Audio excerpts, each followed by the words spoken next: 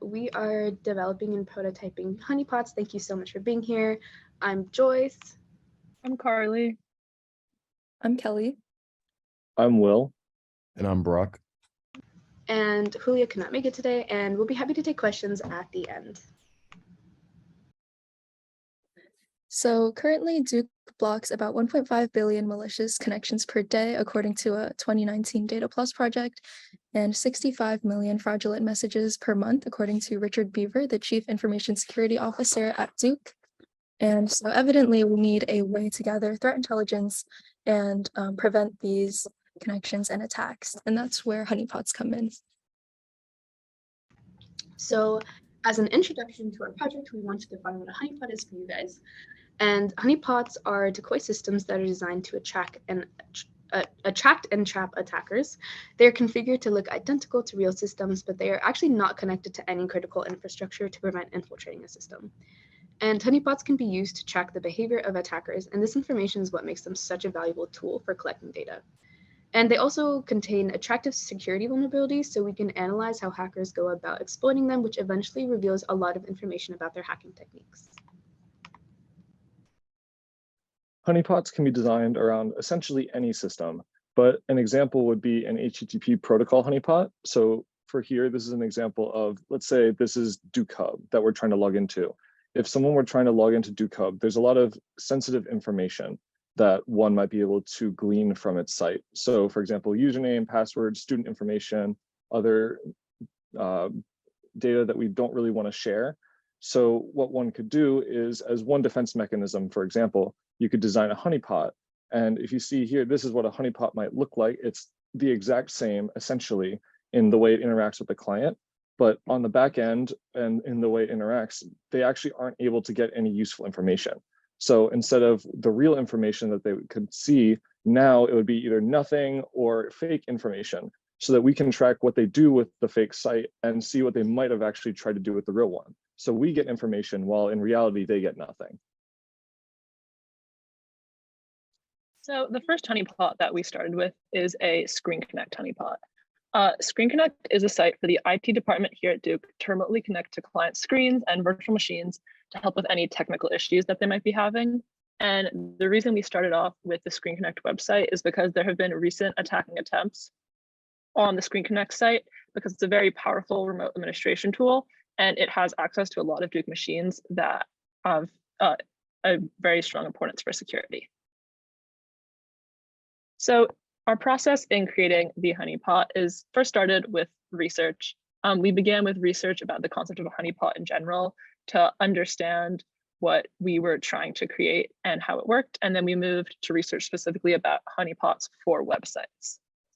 We were given an old honeypot as a framework to work with and went through this code to gain a better understanding using documentation and commenting, as well as running the code and playing around with it. We next used Burp Suite, which is a tool for analyzing the security of web applications, to examine the Screen Connect website that we wanted to create. And this helped us understand how traffic moves through the site with get and post requests, as well as get the routes from the site that we needed in our code, and the files, including the CSS, JavaScript, images, and Jinja files from the real Screen Connect website.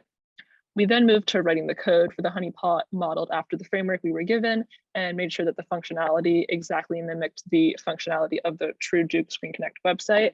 And we finished by adding logging and Dockerizing it so it's ready to be deployed. Our tech stack behind our Screen Connect honeypot is a Python Flask backend, and our output was logged using JSON and CSV files, and our output included the IP address and port number that the attackers are using, along with the username and password credentials that they are using to try to hack into the Screen Connect website, and also any get or post requests. And it is ready to be deployed using Docker.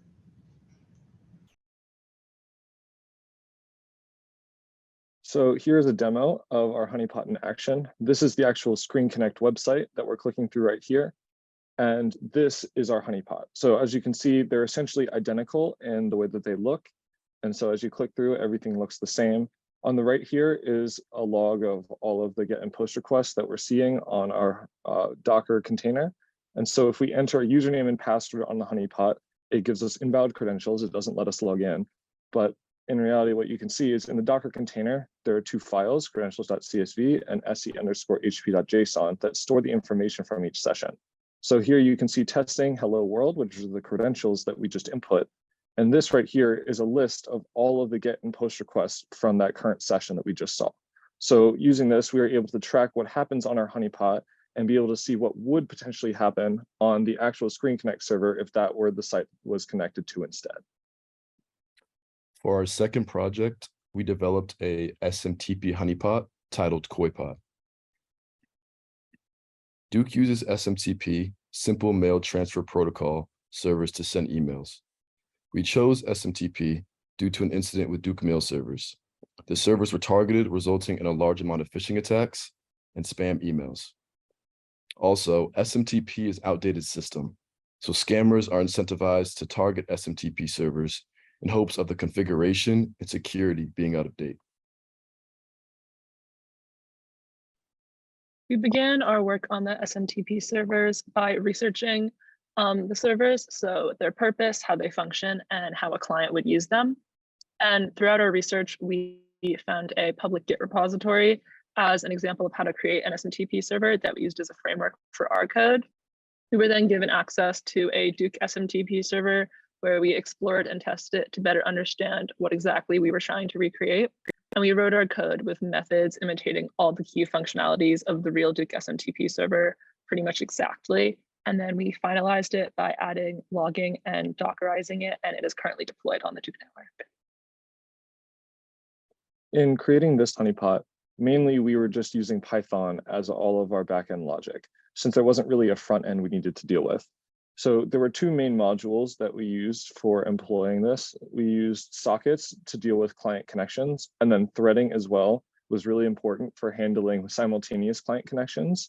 And so essentially every time a new client connected, we would create a thread for that session, and it would handle all of the logic that was required to deal with that client.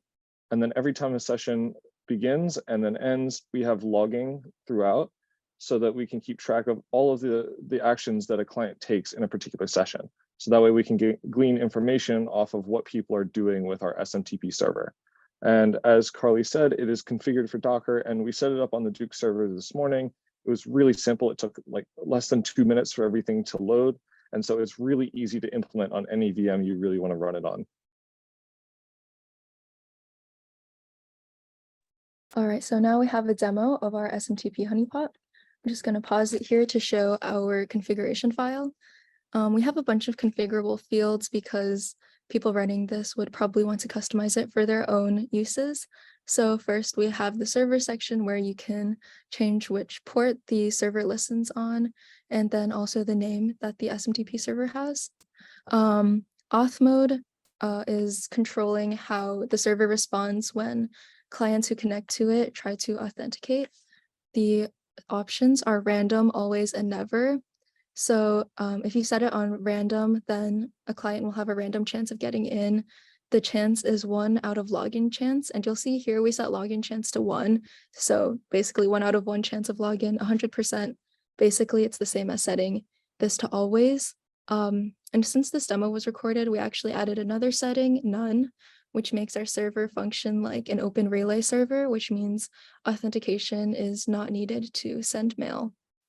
So next in the logging section, we have different kinds of logs that you can enable. So these are basically, they vary in terms of verbosity and when the logs are sent. And for Stinger, we're still working on this section actually. This is just for Stinger compatible logging. So now I'll click through the logs, session logs at the end of a session when a client has terminated the connection, and it logs basically everything that happened during that session. Connect logs as soon as a client connects, and it's just client address, time of connection.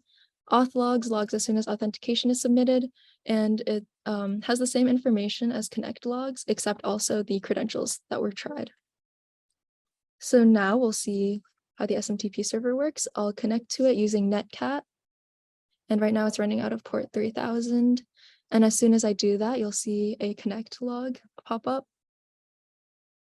And now I'll try to enter some commands. I'll do some bad commands, some invalid syntax, to show how our server responds.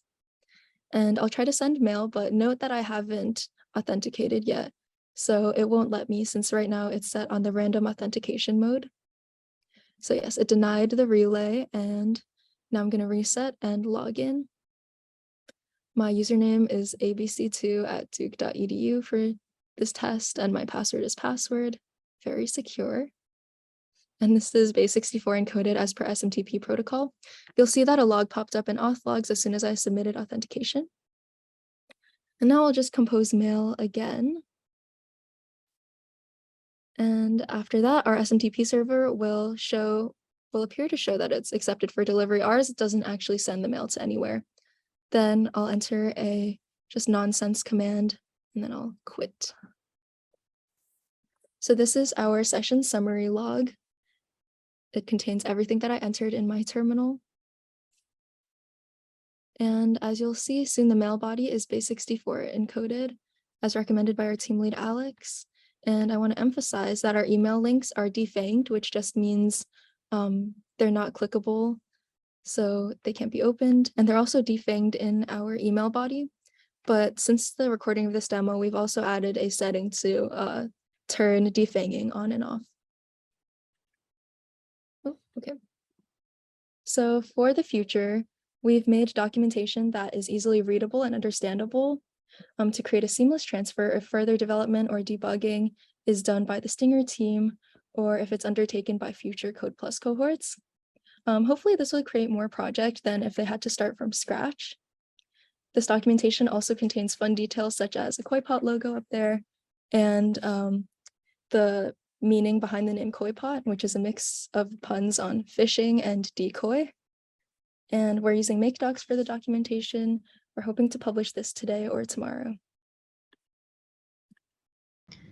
And finally, we wanted to give a huge thank you to the people who have been helping us throughout our project. Thank you so much for sharing your time and expertise with us, and we're especially grateful for our project leads, Adam and Alex. And we are now open for questions.